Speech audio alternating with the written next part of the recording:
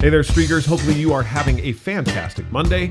It is Labor Day in the United States. Wherever you are in the world, that is basically a day off of work for anyone in the United States, a little holiday.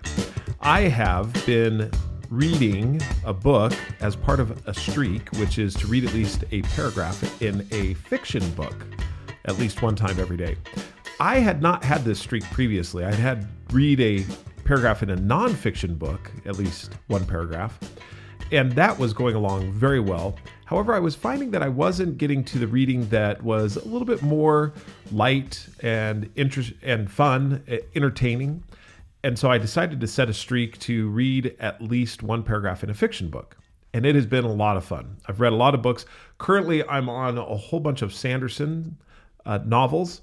This one is part of his Kickstarter campaign. Now, if you have not looked at his Kickstarter campaign or know anything about it, it was absolutely amazing. $40 million is what he raised, crowdsourced. Basically, he looked at it as a way to upset the publishing world. And he did it in quite the unique and novel way. He announced after the pandemic had subsided that he had been lying to everyone. He did this via YouTube channel, his YouTube channel, Dragonsteel. And he said that he had to come clean. And what we thought was something that was one of his novels. He wasn't really the writer. I don't know. There was a whole bunch of things that we could have thought. What he said was that he had been writing during the pandemic and he produced 4 novels. Now, he'd been writing at least 500 pages a day. So his streak, his laughably small, a little bit different than my laughably small. He's a professional writer. I am a wannabe writer. And as you look at his streak of writing at least 500 words every day as his base, that gave him the opportunity to write 4 different novels. One of those novels I'm reading right now, which is The Frugal Wizard's Handbook for Surviving Medieval England. And I thought this was really kind of cool. One of the, let's put it this way, the handbook is dispersed throughout the book. I'm not going to give the book away. If you're interested in reading it, you ought to go out there, purchase it, take a look. But I am going to read a little excerpt from the Wizard's Handbook. And it caught my attention, and it's rather inspiring.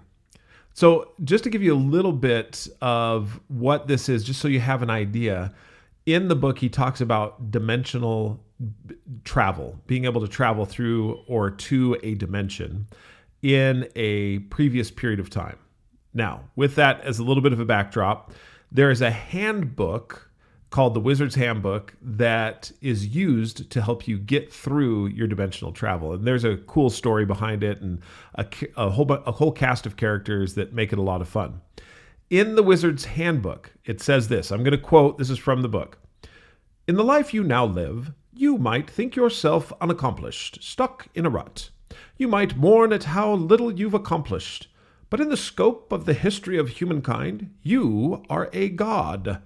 The knowledge you hold from a simple high school education is vast compared to the comprehensive knowledge of some of the weightiest minds in history.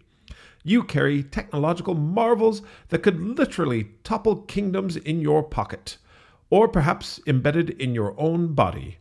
Have you ever wanted to make a real impact in life? Change the world? Not in a pedantic, plant a tree sense, but in a literal, usher in the Renaissance sense? Rule kingdoms, save millions of lives, alter the course of history, or simply be renowned for your incalculable knowledge?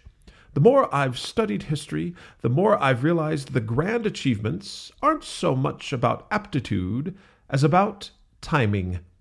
Just as nature abhors a vacuum, history will fill important roles with the people it has available. We credit the Wright brothers with being the first to fly, but the truth is, a dozen others were on their heels. Someone would have done it if they hadn't. Your physics class might have taught you that Einstein invented E equals mc squared, but conduct a surface-level investigation, and you'll find the idea of mass, energy, equivalence was built upon the backs of dozens of scientists, all working simultaneously. Einstein was simply the best with pithy notations. In short, The Beatles didn't invent modern rock. Modern rock invented the Beatles. Your life isn't unremarkable. You are merely living in the wrong time. Find your perfect dimension, embrace your destiny, whether it be to bring Promethean light or exert relentless domination and travel the dimensions. Become a wizard. Isn't that interesting? As I read that, I just thought about everything that we now know, high school education, all the way through college, the different levels of information we have through the internet, and all of that available at our fingertips. And you take that and go back 200 years or 400 years, and now you, armed with that knowledge, you have amazing opportunity because of the knowledge that you have. I also found it interesting that most of the inventions, most of the opportunities that were out there are a matter of, this is a fiction book, but what he's talking about is absolutely true. It's a matter of timing. Who came up with it, and was the time right for that particular invention to be brought to market? As you think of any of the things that are amazing, it's the timing. Often I will speak about what I call the great convergence, and that is exactly what's happening here. The great convergence is you are in the right place at the right time for everything to come together in order to have success in a particular field, whatever it may be. Where I came up with the great convergence is through running. Running every day gives you the opportunity to, let's say, run at a whole bunch of different times. A lot of times the runs that I do will be early in the morning. And early in the morning, and I'm talking like 3 or 4 a.m., usually around 4 a.m., I'll be out on a run and there will be no one on the streets, absolutely no one. And then I'll come to an intersection. And where no one was before, all of a sudden there'll be 2 cars and another jogger. From nowhere. They were nowhere to be found. And then all of a sudden there they are. And as I cross the intersection, go about my run, all of a sudden everyone's gone again. This is the great convergence. And let me tell you why it's important. If I were not on the run, I never would have had the great convergence happen. This is why you streak. It's about the timing. If you are streaking, you're doing something consistently every single day, the likelihood that you will have a great convergence in your life in any particular area goes up exponentially. So the idea is to get on the streak so that when the time is right, you're there with the product, the service, the knowledge, the information, what you need. And what you realize is what you thought was mundane is now genius. That's what a lot of the geniuses did that were out there. Taking nothing away from them, there are a lot of geniuses at the same time.